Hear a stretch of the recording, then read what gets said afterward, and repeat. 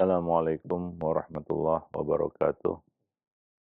Alhamdulillah, nahmaduhu wa nasta'inuhu wa nastaghfiruh wa na'udzu billah min shururi anfusina wa sayyiati a'malina. May yahdihillahu fala mudhillalah wa may yudlil fala hadiyalah. Asyhadu an la ilaha illallah wahdahu la syarikalah wa asyhadu anna Muhammadan abduhu wa rasuluh.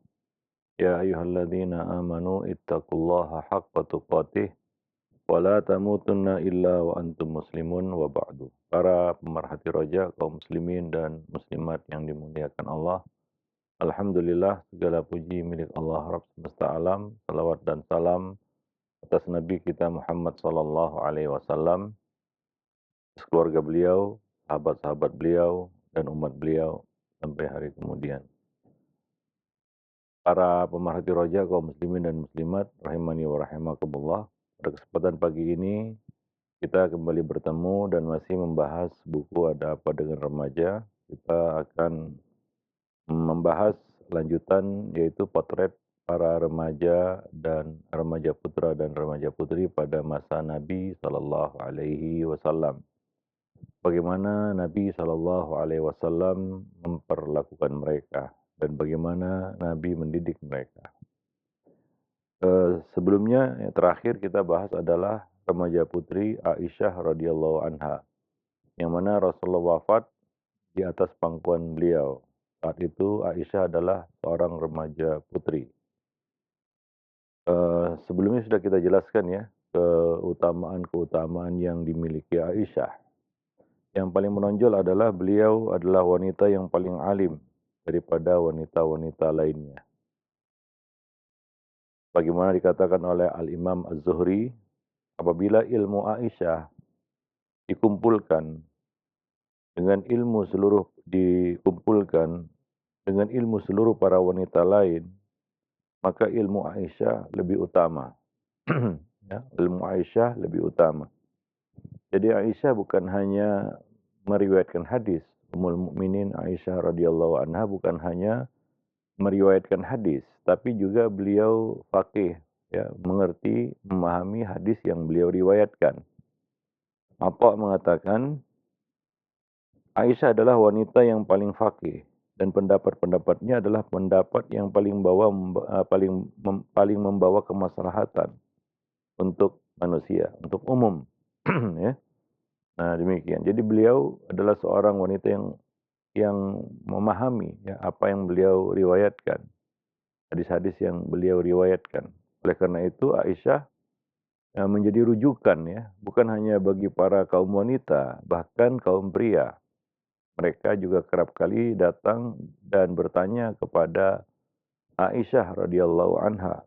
Abu Musa al-Asy'ari, salah seorang sahabat Nabi, mengatakan, tidaklah kami kebingungan tentang suatu hadis, lalu kami bertanya kepada Aisyah, kecuali kami mendapatkan jawaban darinya.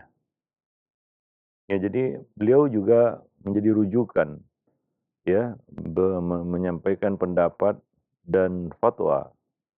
Karena Aisyah adalah seorang kita kategorikan sebagai mustahidah, ya, seorang mustahid yang muktabar perkataan dan pendapatnya, ya, dan diakui oleh sahabat-sahabat lainnya, ya. Oleh karena itulah beliau menjadi marja, ya, maraji bagi para sahabat-sahabat lainnya. Nah, demikian. Jadi Aisyah betul-betul memanfaatkan ya perjalanan beliau bersama Nabi sallallahu alaihi wasallam. Keberadaan beliau di samping Nabi sallallahu alaihi wasallam. Ya, mulai dari beliau adalah seorang gadis kecil ya sampai beliau beranjak ya menjadi seorang remaja. Ya, dan setelah Nabi wafat, ya Aisyah ya juga aktif ya menyebarkan ilmu, ya menyampaikan riwayat yang beliau dapatkan dari Nabi sallallahu alaihi wasallam. Ya, sampai beliau wafat. Nah, demikian Aisyah radhiyallahu anha. Salah satu potret contoh remaja putri. Artinya Nabi juga mempersiapkan Aisyah untuk itu, ya. Nabi mempersiapkan Aisyah untuk itu, ya, dan membuka kesempatan pada Aisyah untuk menjadi wanita yang terkemuka di dalam ilmu, ya, terkemuka di dalam ilmu. Nah, demikian. Ya kalaulah, Nabi tidak mempersiapkannya, tentunya Aisyah tidak tumbuh menjadi wanita yang seperti itu tentunya, ya. Nah, demikian. Oleh karena itu para pendidik, khususnya yang memiliki gadis-gadis remaja ya, anak-anak remaja putri, ya, hendaknya ya betul-betul juga ya, membimbing, mendidik, remaja-remaja putri mereka, sehingga ya bisa menjadi sesuatu ya yang bermanfaat ya bagi umat. Ya wallahu a'lam bishawab. Nah, demikian. Ya, buang jauh-jauh pemikiran bahwa yang namanya wanita sumur dapur kasur, ya, di bawah pria, enggak ada, kiprah apa-apa di tengah masyarakat, bahkan dikekang, bahkan ya sangat-sangat dibatasi.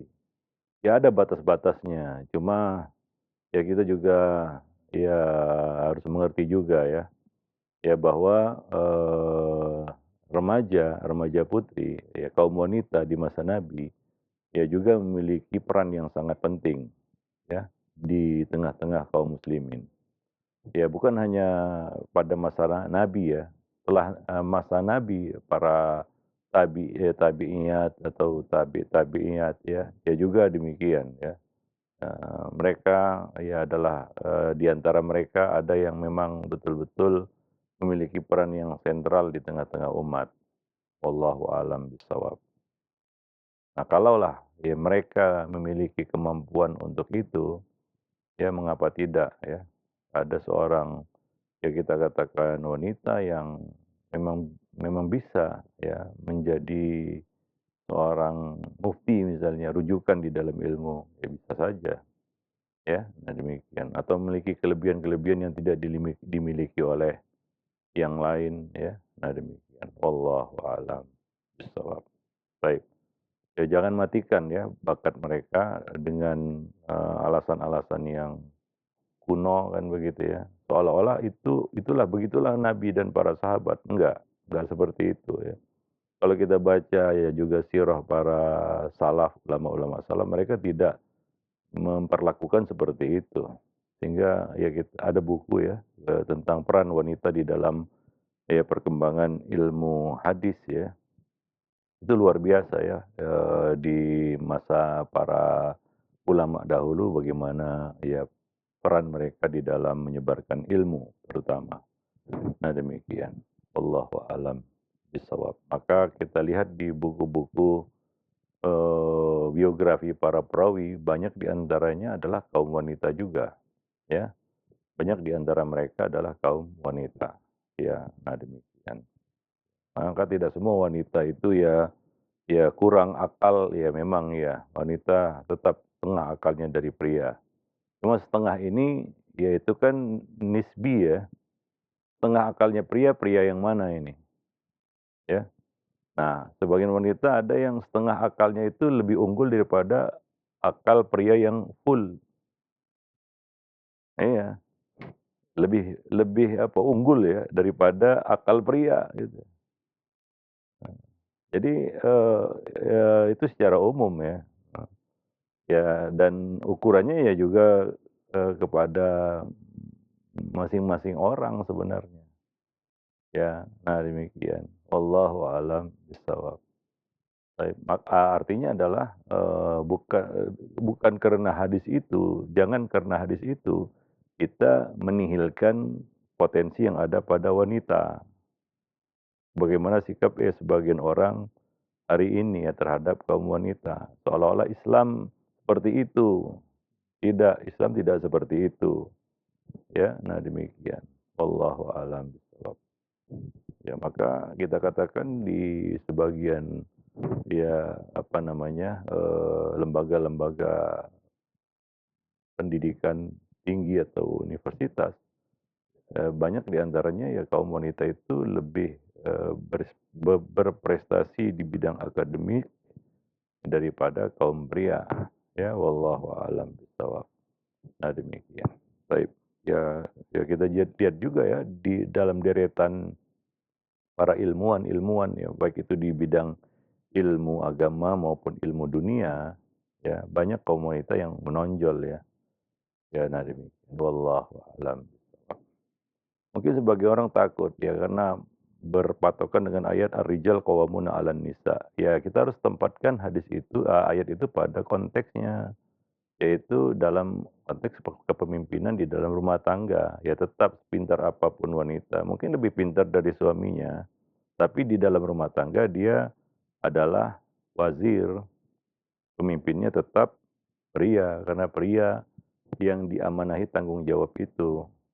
Ya, nah demikian. Jadi jangan dicampur adukkan, kemudian ayat itu dipakai untuk semua urusan. Enggak, ya itu keliru. Hingga menihilkan kemampuan mereka di dalam bidang-bidang tertentu misalnya. Ya, wallahu a'lam bishawab. Nah demikian. Ya, ada hal-hal yang memang mereka dibatasi ya, misalnya pemimpin itu bukan tanggung jawab wanita, ya. Pemimpin itu adalah tanggung jawab pria, ya.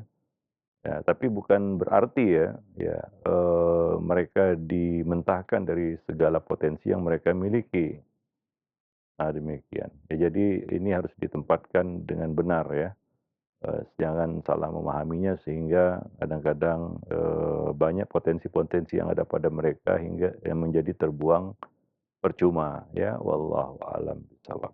Baik, seperti Aisyah radhiyallahu anha, nggak ada kan para sahabat yang berdalih ataupun berdalil lah, berargumentasi, Aisyah nggak layak untuk jadi rujukan, cukup di rumah saja karena wanita itu adalah, bawahan pria, begitu ya. Atau menggunakan ayat ar-rijal qawwamuna 'alan nisa, bahwa jangan minta pendapat kepada Aisyah, karena rijal qawwam 'alan nisa. Ya, nah itu tidak ada sahabat yang berdalil dengan ayat-ayat itu untuk menihilkan potensi yang ada pada Aisyah. Nah, ini yang harus dipahami dengan benar ya. Wallahu a'lam bishawab. Ya mungkin sebagian orang punya pandangan yang kolot ya, yang kuno, ya mungkin dia salah paham juga tentang Islam, ya wallahu a'lam. Ya lalu menganggap bahwa sikap seperti itulah yang tepat ya. Bahwa wanita nggak boleh apa-apa, lain sumur dapur kasur.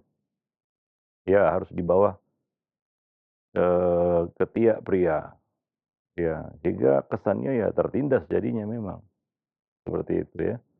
Nah, jadi ya, kita menempatkan manusia pada tempatnya. Anzilun nas manazilahum. Tempatkan manusia sesuai dengan potensi yang Allah berikan kepada mereka.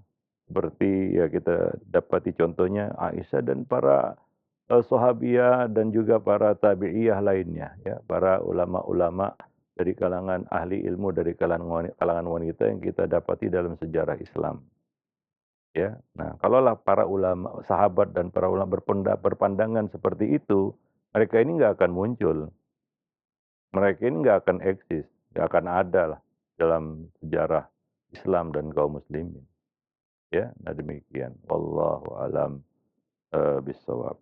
Baik, kita lanjutkan ya. Berikutnya adalah Umayyah binti Qais bin Abi Salt. Dia adalah seorang paramedik ya, muda di masanya, yaitu di masa Nabi Shallallahu alaihi wasallam. Para medis yaitu suster ya kalau sekarang yang merawat orang-orang yang sakit ya, itu para medik ya, suster lah kalau yang wanita disebut seperti itu. Dia punya keterampilan itu ya, merawat. Karena merawat itu juga perlu bakat ya. Sebagian orang nggak bisa merawat gitu ya. Merawat orang sakit itu kan suatu profesi ataupun pekerjaan yang memerlukan ya keterampilan juga ya. Nah demikian. Ia menceritakan, saya datang kepada Rasulullah Shallallahu Alaihi Wasallam bersama para wanita dari Bani Ghifar. Lalu kami berkata, wahai Rasulullah, kami hendak pergi bersamamu dalam perjalanan ini agar kami dapat mengobati mereka yang terluka dan membantu kaum muslimin semampu kami. Maka Rasulullah SAW menjawab, di bawah naungan Allah. Ya, Nabi mengizinkan mereka, ya, sehingga di dalam ya perang Uhud ya, mereka juga kaum wanita ini sudah mulai berkiprah, yaitu merawat ya para pasukan ya, anggota pasukan yang terluka, para medik ya, ataupun perawat ya, yang apa namanya ya, mengobati mungkin orang-orang yang terluka di dalam peperangan gitu ya. Dan mereka ini kan ya secara hukum internasional juga dilindungi, nggak boleh jadi sasaran perang ya. Ya, maka menyasar mereka itu merupakan kejahatan perang. Ini secara apa namanya, kita kesepakatan hukum internasional itu. Bahwa di dalam peperangan para medik nggak boleh dijadikan sasaran. Apabila menjadikan mereka sebagai sasaran itu bisa masuk kepada dakwaan kejahatan perang ya yang bisa diadili ya. Wallahu a'lam bishawab. Maka Nabi mengatakan di bawah naungan Allah. Ya, Nabi mengizinkan mereka untuk berkiprah ya sebagai perawat. Nah, pada saat itu Umayyah masih seorang gadis remaja, artinya ya seorang remaja, ya seorang remaja, ya. Namun ya ia memilih ya untuk mengikul tanggung jawab itu sebagai perawat, ya, dan memiliki keterampilan untuk itu. Ya wallahu a'lam. Umayyah melanjutkan, ya. Kemudian kami pergi bersama Rasulullah sallallahu alaihi wasallam. Saya saat saya adalah seorang gadis yang masih kecil, artinya remaja, ya. Bahkan ya belum balik lagi pada saat itu ya, mendekati balik, pra-balik istilahnya. Rasulullah memboncengku di atas onta. Saat pagi hari, Rasulullah menderumkan ontanya dan ternyata pada pelana onta itu terdapat darah. Itu adalah pertama kali haid yang saya alami, yang aku alami. Jadi saat itulah ia balik ya, haid. Artinya pada saat itu Umayyah masih sangat kecil, ya artinya masih kecil lah, ya. Seorang yang baru menginjak masa remaja, gitu ya, baru balik istilahnya. Nah, saya menyendiri bersama unta dan saya merasa malu, katanya. Ya, ketika melihat apa yang terjadi pada saya dan melihat darah itu, Rasulullah bertanya, apakah engkau mengalami haid? Maka aku menjawab benar. Maka Rasulullah bersabda, benahilah dirimu, ambillah satu wadah air, lalu masukkanlah garam ke dalam wadah itu dan basuhlah darah yang mengenai pelana. Lalu kembalilah. Coba lihat Nabi SAW ya, ketika seorang remaja menghadapi masalah, jangan disalah-salahkan. Ah, itulah kenapa itu udah dikasih tahu jangan itu. Kadang-kadang seperti itu ya. Ya, cenderung menyalah-nyalahkan, cenderung menyudutkan ya atau apa namanya membuat anak remaja ini ya seperti seorang terdakwa atau terpidana kan begitu ya. Tidak, Nabi berkata kepadanya, "Apakah engkau ini haid?" Ya, dia menjawab benar. Maka Nabi memberikan cara ya, mengajarinya. Cara kalau haid, ini kan haid pertama ya. Ya, Nabi mengajarinya bagaimana cara mengatasinya, yaitu ambillah wadah air, masukkan garam, basuhlah darah yang mengenai pelana. Ya, untuk mencuci darah itu bagaimana caranya? Ya, demikian juga ya ini termasuk ya kita katakan hal-hal yang harus disampaikan kepada anak-anak remaja, khususnya remaja putri ya. Ketika mereka akan mengalami masa itu, yaitu masa haid pertama. Kita sudah bicarakan ini sebenarnya di buku yang lain, yaitu buku pendidikan seksual untuk anak dan remaja dalam Islam. Ya. Nah, di situ terutama ya para ibu ya untuk membimbing anak-anak remaja putri mereka. Apa yang harus dilakukan ketika menghadapi haid seperti itu. Ya termasuk bagaimana tata cara sholatnya. Ya ketika dia haid pada saat ya, sholat waktu tertentu misalnya. Itu ada ketentuan-ketentuannya. Yang mungkin dia nggak tahu, nah perlu diajari. Ya. Nah karena kadang-kadang masalah-masalah yang berkaitan dengan hal ini, ya, pendidikan seksual ini ya, tidak didapatkan anak dari orang lain, bahkan dari guru di sekolah. Karena dianggap ini perkara yang sangat privasi ya. Segan juga guru ya, baik itu guru remaja guru putra guru laki-laki guru perempuan, apalagi guru laki-laki, ya. Nah, ya mungkin mereka tidak membicarakan dan membuka masalah itu. Kalau ditanya pun, ya mungkin mereka akan menjawabnya secara umum saja. Nah, demikian. Maka orang tua di sini ya, yang perlu ya untuk, peduli ya, atau langsung turun tangan untuk mengarahkan anak-anak remaja putri mereka ketika menghadapi masa-masa, seperti ini, masa haid misalnya ya. Nah, demikian dan Nabi mengarahkan bagaimana caranya ya untuk membersihkan darah haid itu, ya untuk, apa namanya, membersihkan darah bagaimana apa yang harus dilakukan, ya. Nah, kemudian Nabi mengatakan, "Lalu kembalilah," ya, "lalu kembalilah." Artinya Nabi tidak mengusirnya, "Udah kamu haid pulang aja ke rumah," enggak. Tapi ia tetap ikut bersama rombongan sebagai perawat dalam kondisi ia haid.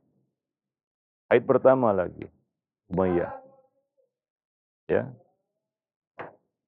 Ya, kita katakan haid pertama, ya. Tapi, Aisyah, Umayyah binti Abi Salt ya, mampu ya mengemban tugas itu. Ya, maka saya pun melaksanakan apa yang diperintahkan oleh Rasulullah sallallahu alaihi wasallam. Ya, ia mengerjakan apa yang diperintahkan Nabi sallallahu alaihi wasallam. Ya, nah demikian. Dan ini artinya beliau kembali dan ikut bersama Nabi ya di dalam peperangan itu ya sebagai paramedik ya, sebagai juru rawat atau perawat. Wallahu a'lam bishawab. Baik.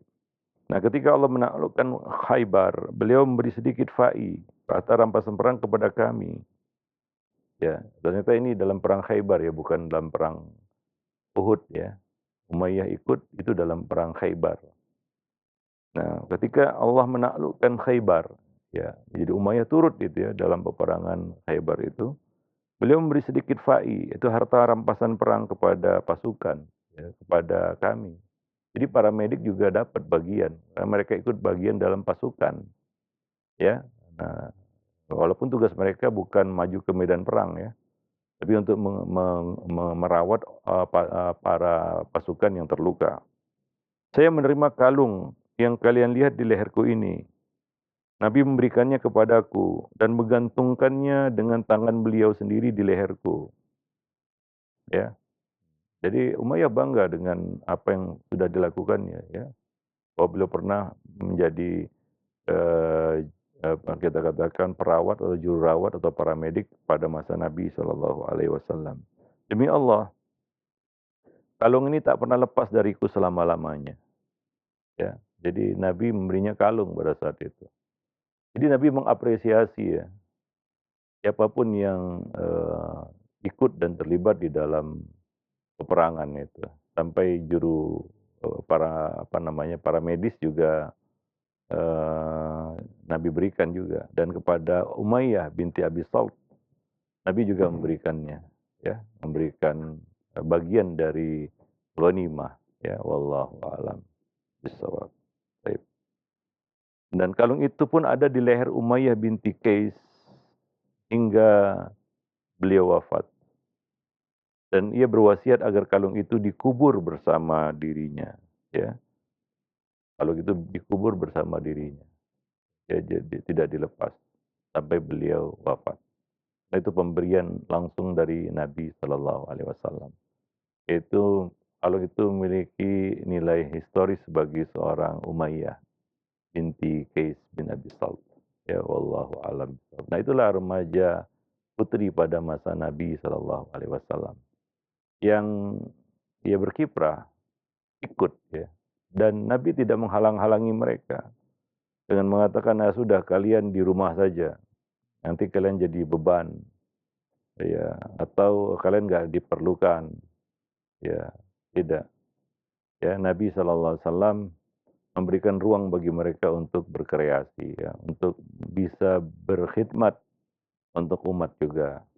ya, atau melakukan apa yang bisa mereka lakukan selama masih dalam batas-batas, koridor syariat ya, yang dibenarkan oleh syariat ya, wallahu a'lam bishawab.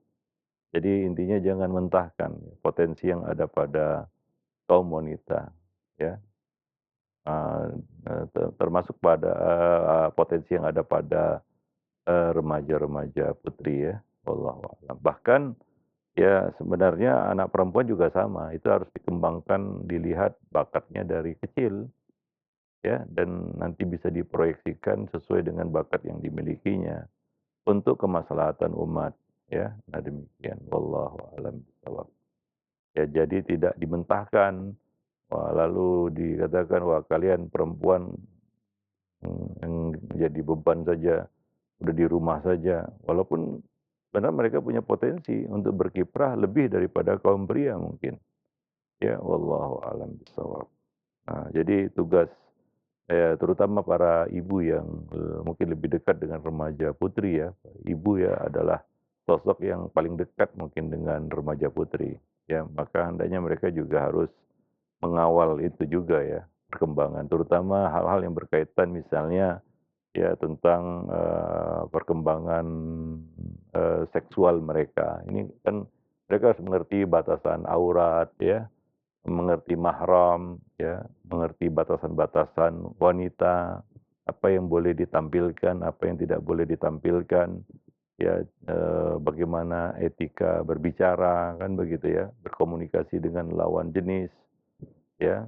Nah, demikian misalnya contohnya tidak melemah gemulaikan suara ya, dan, menjaga sikap dan perilaku ya. Nah demikian, wallahu a'lam bishawab. Ya ya ini jangan dibenturkan dengan hadis-hadis lain misalnya apa, ya jika wanita keluar rumah maka ya setan akan mengintainya, itu kalau tanpa faedah.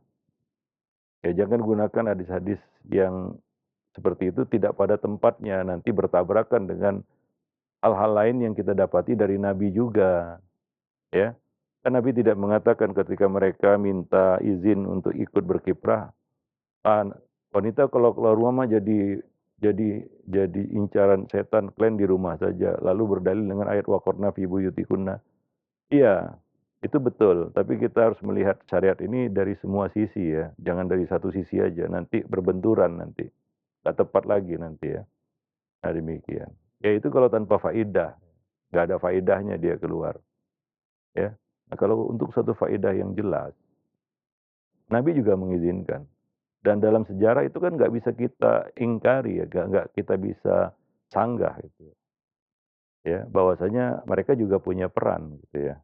Demikian juga bukan hanya di zaman Nabi, zaman tabi'in, tabi'in, di zaman para ulama, mereka juga punya kiprah. Mereka menuntut ilmu dan lain sebagainya, ya. Bahkan mereka mengajarkan ilmu, ya. Maka ya harus ditempatkan sesuai dengan ya apa namanya, tempatnya ya. Hadis-hadis ataupun ayat-ayat yang, kita dapati dari Nabi tentang aturan-aturan menyangkut kaum wanita, ya. Nah, supaya ya kita tidak, apa ya, kita katakan, ya yang penting mereka pelajarilah adab ketika mereka keluar jangan pakai parfum misalnya ya, untuk satu tujuan yang jelas, tidak ada fitnah, percampur bauran, tidak ada khalwat juga di situ, aman ya. Nah, tidak mereka menonjolkan aurat mereka, yaitu tidak menampakkan aurat yang menutup aurat dengan benar, ya, tidak melemah gemulaikan suara mereka ketika berkomunikasi ya, dan memilih ya, apa namanya, hal yang tidak mencolok misalnya kalau berjalan di pinggir ya, artinya wanita juga bisa keluar rumah untuk berjalan, cuma mereka ambil jalan di bagian pinggir, tidak bagian tengah. Nah, demikian adab-adabnya ya. Nah, jadi ya kita katakan dengan memahami asyara itu secara menyeluruh ya, ya dilihat dari semua sisi, ya kita jadi mengerti sebenarnya. Nah, kalau kita cuma berpatokan sebagian orang cuma berpatokan kepada satu 2 dalil saja, kemudian mengeneralisir ya, memukul rata, sehingga kadang-kadang, ya ini muncul kesalahpahaman dalam memperlakukan kaum wanita, ya wallahu a'lam bishawab. Nah demikian, ya. Itu saja mungkin ya, kajian kita pada kesempatan pagi ini mudah-mudahan dipahami ya dengan benar. Ya, subhanaka wa bihamdik asyhadu an la ilaha illa anta astaghfiruka wa atubu ilaik. Banyak syukron jazil khair atas materi yang telah disampaikan oleh Ustaz di kesempatan pagi hari ini yang menjelaskan masih dalam potret remaja putri di zaman Nabi Shallallahu Alaihi Wasallam. Baik, untuk selanjutnya kami buka sesi interaktif dan bagi Anda yang ingin bertanya silahkan. Baik, yang pertama Ustaz, Naam, ini ada pertanyaan dari Abdullah, tidak disebutkan tempatnya. Assalamualaikum warahmatullahi wabarakatuh. Ya Ustaz, saya ingin bertanya, apakah boleh mendukung anak perempuan yang bakatnya terlihat di bidang olahraga bela diri? Jazakumullah. Ya. Oh, Ya, bolehkah remaja putri belajar bela diri? Ya boleh, ya. Hal-hal yang ya memang kadang-kadang perlu juga ya, seorang punya keterampilan itu untuk melindungi diri. Cuma tujuannya untuk apa? Apakah untuk prestasi, ya, atau untuk, ya apa namanya, agar dia punya keterampilan untuk membela diri, kan begitu ya. Nah, Nabi juga pernah membiarkan Aisyah untuk melihat permainan tombak, kaum Habasyah di masjid, kan begitu ya. Nah, demikian. Ya, sebagian remaja putri juga di masa Nabi, lihai memainkan alat-alat perang, ya, seperti tombak dan jenisnya. Artinya boleh ya, mereka punya keterampilan itu, nggak terlarang ya, hanya saja tujuannya untuk apa begitu ya. Apakah untuk prestasi ya, di situlah kita apa ya, katakan ya perlu, apa ya, kita, mengarahkan bakat, itu kewajiban orang tua, mengarahkan bakat, ya, supaya bakat itu bermanfaat, terarah kepada tertuju kepada arah yang benar gitu ya, di jalur yang positif begitu ya. Wallahu a'lam bishawab. nah, Nah, demikian. jadi dilihat dulu tujuannya Ustaz ya. Iya, Untuk untuk apa itu? apa ya, karena ya olahraga pada umumnya itu perkara yang mubah ya. Nah, Apalagi ya kita katakan sebagian olahraga yang memang dianjurkan Nabi, berkuda misalnya nah, ya. Bolehkah remaja putri menunggang? Ya boleh ya, itu kan keterampilan juga ya.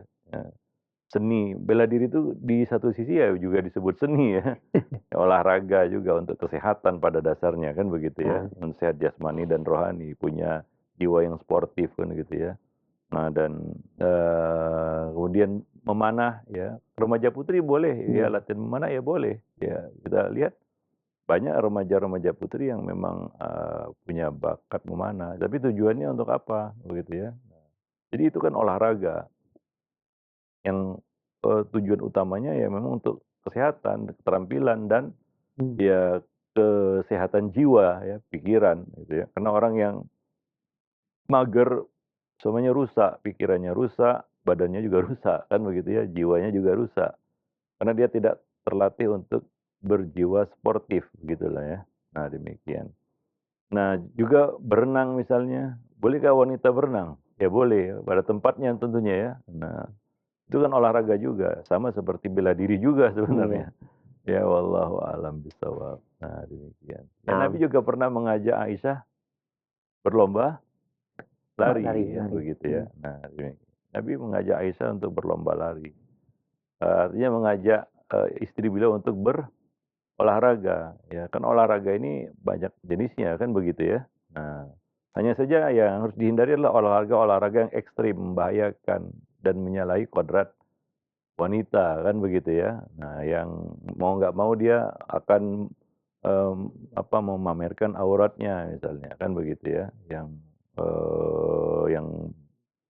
berbahaya misalnya manjat tebing kan gitu ya. Ya nggak usah juga seperti itu ya. Jadi ya dipilih juga olahraga-olahraga yang jangan ekstrim, ya. Nah demikian. Ya olahraga ekstrim juga pada dasarnya di dalam buku Ensiklopedia Larangan Syariat, ya itu nggak boleh Nggak juga boleh ya, hal-hal yang bisa membahayakan. membahayakan, kan begitu ya. Nah demikian. Ya Nah, yang lebih kepada olahraga adrenalin gitu ya. Ya bukan untuk sehat juga gitu. ya. Wallahu alam. Ya. Iya, nah baik, alhamdulillah terima kasih banyak. Syukran jazil khair atas jawaban dan nasihat Ustaz. Demikian dan selanjutnya ini ada 2 pertanyaan senada Ustaz. Kami gabungkan. Ya Ustaz, saya memiliki 2 anak putri, yang satu sudah hampir berumur 30 dan pendidikan S1, tapi kendalanya itu kesulitan mencari pasangan hidup Ustaz. Yang jadi pertanyaan, apakah hal ini karena pendidikan yang terlalu tinggi sehingga ihwan-ihwan yang sekarang itu pada minder Ustaz? Dan saya sampai ada eee, pemikiran adiknya itu tidak usah sekolah terlalu tinggi sampai sarjana, karena takut hal tersebut terjadi pada adiknya juga Ustaz. Mohon apakah benar, pemikiran saya tersebut? Mohon nasihatnya. Ya tidak. Sebenarnya nggak, ada hal lain yang luput di sini, ya. Tadi kita sebutkan, orang yang paling dekat dengan remaja putri itu adalah ibu. Biasanya hal ini karena memang tidak di-prepare, ya dipersiapkan dari awal. Nah, kita itu bicarakan di buku pendidikan seksual untuk anak dan remaja dalam Islam. Kenapa anak itu perlu tahu itu? Ya, supaya dia tahu fitrah manusia ya, fitrah wanita kodratnya bagaimana, apa yang akan terjadi pada diri mereka, mereka akan bagaimana, ya. Ya, kenapa ya manusia itu perlu berumah tangga ya. Jadi, pemikiran-pemikiran seperti ini yang harus diberikan, jangan dadakan. Iya, Nah, kalau dadakan atau sama sekali tidak diberikan, dibiarkan saja dia sibuk sibuk sibuk sibuk, akhirnya ya selesai kuliahnya, terus kemudian dia berkarir kan begitu ya, sebagai apapun itu kan begitu ya. Sehingga akhirnya tidak ada pemikiran itu dalam benaknya. Nah, artinya apa? Memang nggak ditanamkan oleh orang tua dari kecil. Nah, mungkin jadi nggak bisa, "Oh kalau begitu wanita nggak perlu sekolah tinggi-tinggi. Kenapa? Nanti susah kawin." Kan itu nggak nyambung sebenarnya, nggak nyambung itu, salah itu. Ini pandangan yang sangat-sangat keliru gitu ya. Jika membatasi tadi ada pertanyaannya, akhirnya adiknya nggak usah perlu sekolah tinggi-tinggi. Bukan itu masalahnya. Masalahnya adalah anak ini memang tidak di-prepare dari kecil. Tidak diberi, ya kita orang tua harus memberikan pandangan kepada remaja-remaja putri khususnya. Karena, jangankan yang sekolah, yang nggak sekolah aja kadang-kadang nggak punya pikiran untuk nikah. Hari ini ya, remaja putri, ya, ada yang merasa remaja putri khususnya ya, saya katakan remaja putri, ada yang merasa, dia merasa nyaman ya dengan hidup sendiri. Kumpul bareng teman-temannya ya, bersama teman-temannya, dan sibuk dengan dunianya ya, apalagi dia banyak kegiatan kan begitu ya.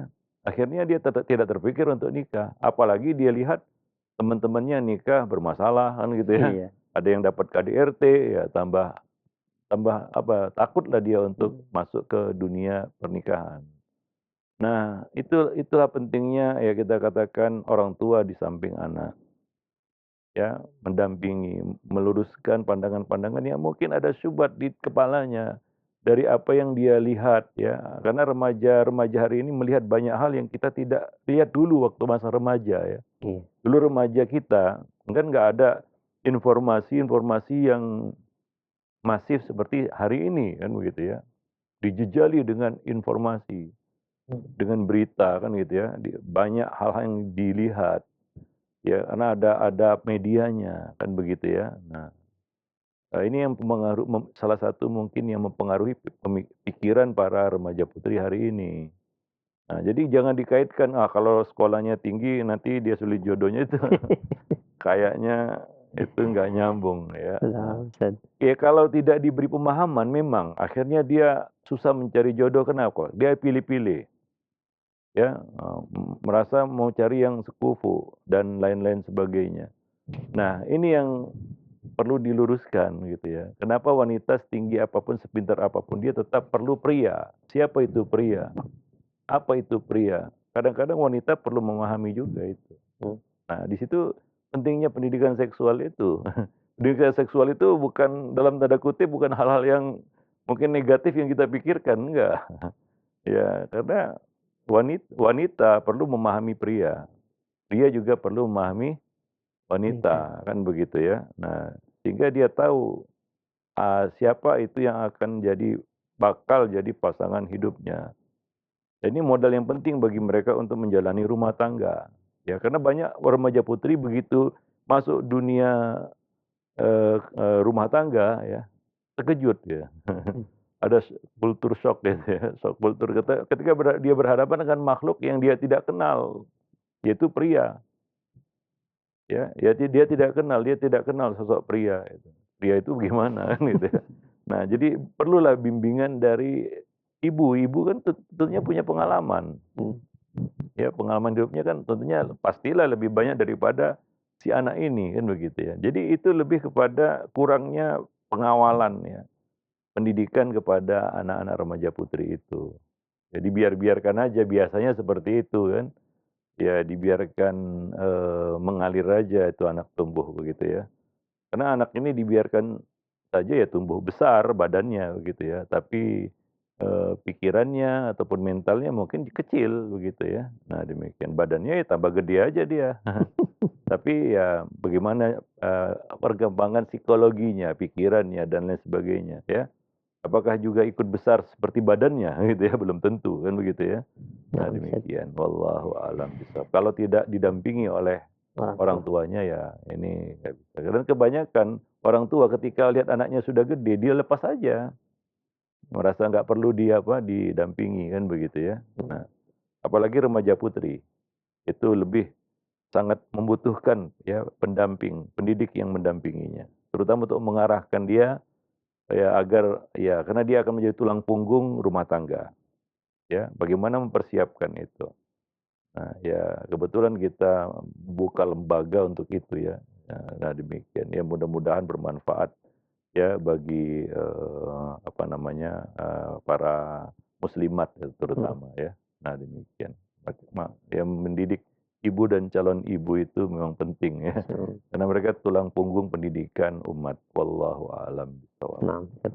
Nah, Alhamdulillah, baik. mungkin sampai di sini Ah, dulu iya. pertemuan kita, satu pertanyaan saja dulu, Na'am, ya karena ada kegiatan lagi ya kembali ya. kegiatan lagi ya. Na'am. Mudah-mudahan bermanfaat. Subhanakallah bihamdik. Asyhadu an la ilaha illa anta astaghfiruka wa atubu ilaik.